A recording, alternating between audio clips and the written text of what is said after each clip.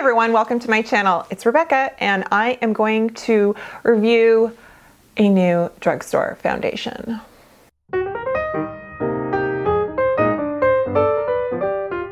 Welcome back. Thanks so much for clicking on this video.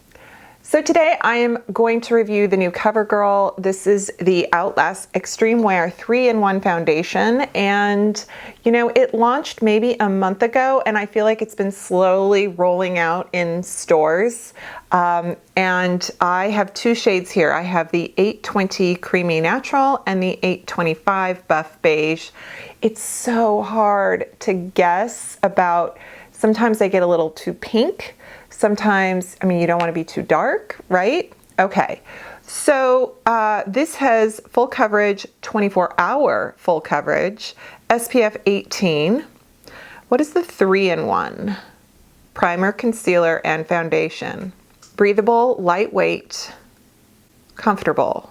Yes, all right. Well, it comes in many shades. It's right around the $11 price point. I think I need to shut my blinds. Just a minute. Okay, so I think the reviews on this are pretty good.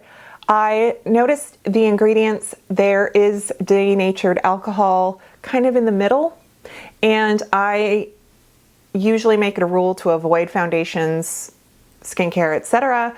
with denatured alcohol in it. I'm making an exception.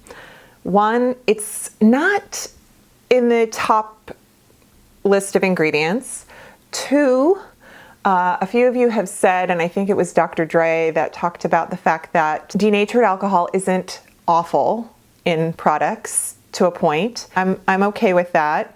And I feel like sometimes a foundation, if you're not going to wear it every day, you're not going to keep introducing that alcohol, that drying factor into your skin to somehow risk the mantle. There are some foundations out there that are phenomenal and very popular, and I've avoided just because of the denatured alcohol component, and I feel like I'm missing out.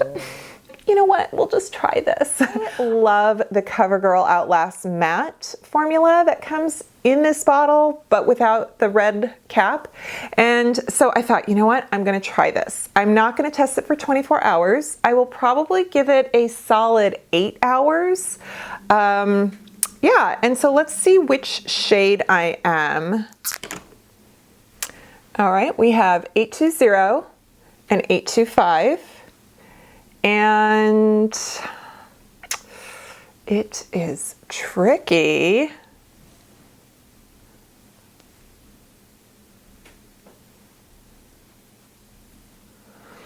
The 825 is definitely more neutral and the 820 is definitely more pink. I'm gonna go with the 825 because sometimes CoverGirl, if there's any, I feel like sometimes it kind of turns a little pink. So I'm gonna see how that works. You can see it's pretty liquidy. This feels just like a classic foundation, liquid foundation texture. You know, it's liquid, it's kind of thick and runny, not too thick. Yeah. There's no fragrance, but it does smell like makeup. Okay. Well, I don't wear primer for foundation featured when I test foundation, so it's kind of cool to have something that claims it's got primer in it. I am wearing sunscreen. I even put on a bit of extra moisturizer. It's the Aveeno Calm formula. I'm going to do one side with a brush and one side with a sponge. I have my Juno kind of flocked beauty sponge here. It is damp but squeezed out, so it's, you know, it's just a little bit damp. I noticed that the Juno sponges don't feel very damp. They're kind of on the dry end compared to some of the other spongy sponges, you know? Okay, I'm just gonna do one pump. You get an ounce. It's in a glass bottle with a pump. Holy, well, that is some full coverage. Okay, this is fun. This is, wow, okay. I'm gonna say less is more. You do not have to use a lot of this foundation. It really, I feel like I did a whole entire pump and I just kind of dipped my sponge in it, and I could have done a half pump, or just not just go as, okay. And it says it's concealer too. Okay, you got it there.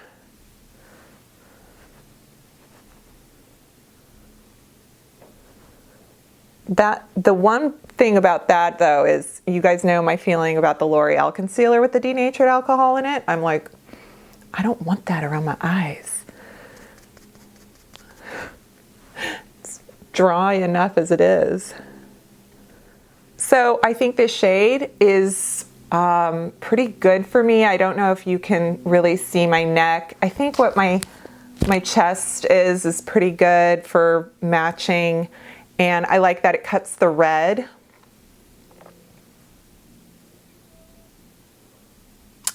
It is good coverage. Wow. Okay, I mean, right now I'm taking it. All right, I'm gonna do a half pump. And I'm gonna take my my Real Techniques sponge. That is the Instapop face brush. This is very much like a dupe for the BK Beauty.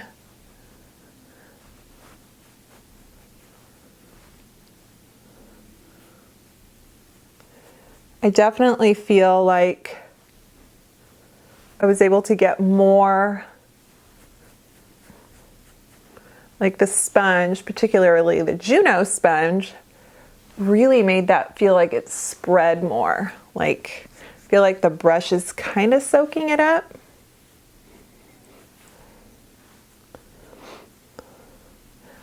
I always forget that brushes, I think anything besides your fingers can, well, or unless you're kind of pushing a sponge in, can offer micro exfoliation, so be careful, you know.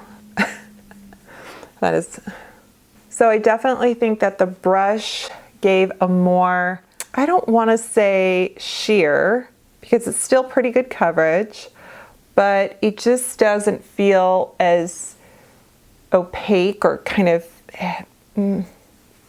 like this feels really full, and this feels medium full. I'm going to just, for fun, put this CoverGirl concealer on this eye. It's the True Blend. I love this stuff. It is, I've got shade Perfect Beige.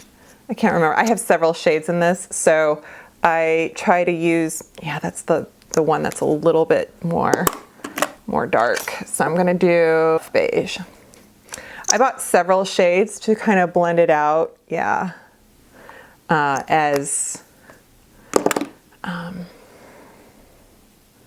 for different, you know, like summer.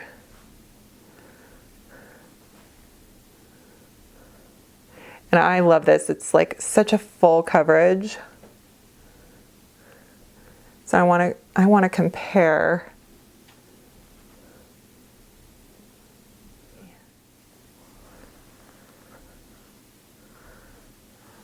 Okay, I am going to set this.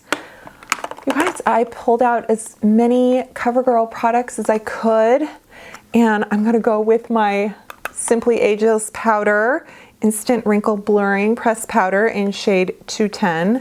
Love this. If you missed my favorite drugstore powder video, I'll link it. So let's see how this blurs. Blur.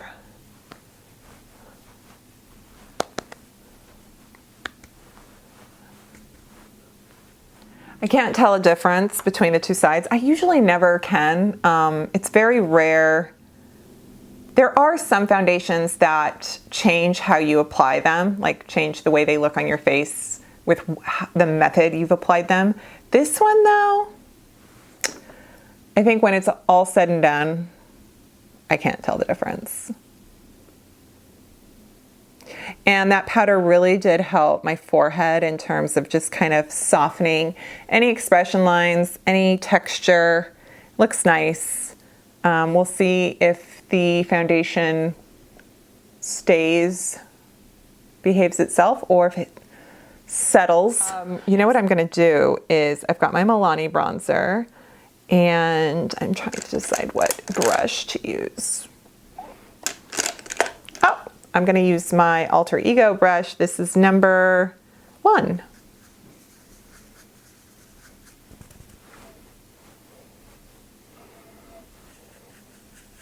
And this is Milani Silky Matte 02. This is the, I think this is the, I usually have the 01. I think this one's warmer. Oh, this brush here, Alter Ego number 2. And I've got this CoverGirl True Blend blush, So Flushed. These are actually really great. Some of the shades, there's some vibrant shades, and I'm just like, okay. But this is called Love Me, and it's a high pigment blush. Honestly, if CoverGirl wants to just love, I need some soft sable. Is it soft mink, soft sable? There is a CoverGirl blush in the old packaging. That shade is, I will talk about that. I need to bring that up in another video. But if you've heard me rave, I think Stephanie Marie loves it too. That stuff is phenomenal.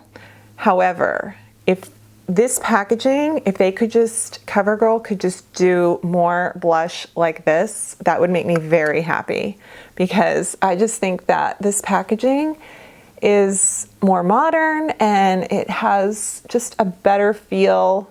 You feel like you're getting more product. It's easier to put your brush in than that long, narrow one that comes with the brush that nobody uses. Unless, you know, you're in middle school and it's 1985. Then I used it. You guys see me pull this out lots of times lately. I'm just kind of obsessed with it. It's the Flower, it's the Lift and Sculpt, and it's the light to medium one.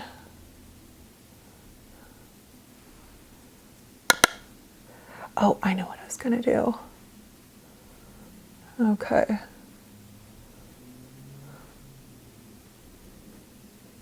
So,